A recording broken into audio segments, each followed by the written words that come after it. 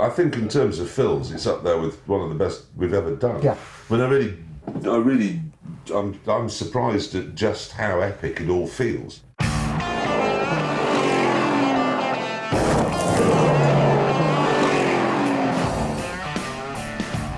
It's quite special there, because it's hot and dry, and the size, when you're British, absolutely beggars belief. Even a Texan would say that it was big. Well, 3.5 million acre farm. 3.25.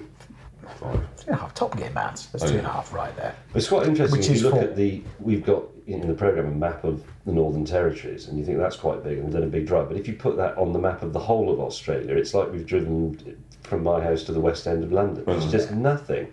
It's so huge.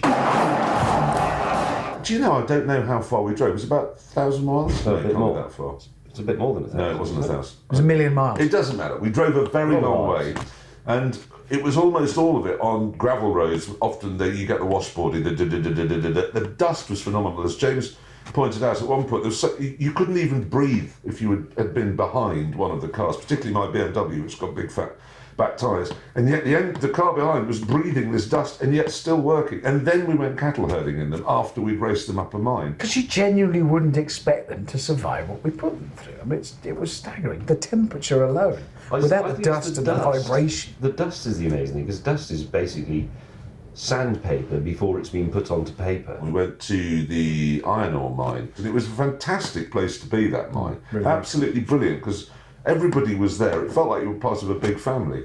And my God, it was good fun watching, as we've discovered, James cheating. Again, because James May is a cheat. He's a cheat. He is a cheat. He cheated at Monopoly. He did. I knew that the viewers wanted the spectacle, so... It's true. I must say, again. the GTR going up that hill Exactly. is one of the sights I will take with me to my grave.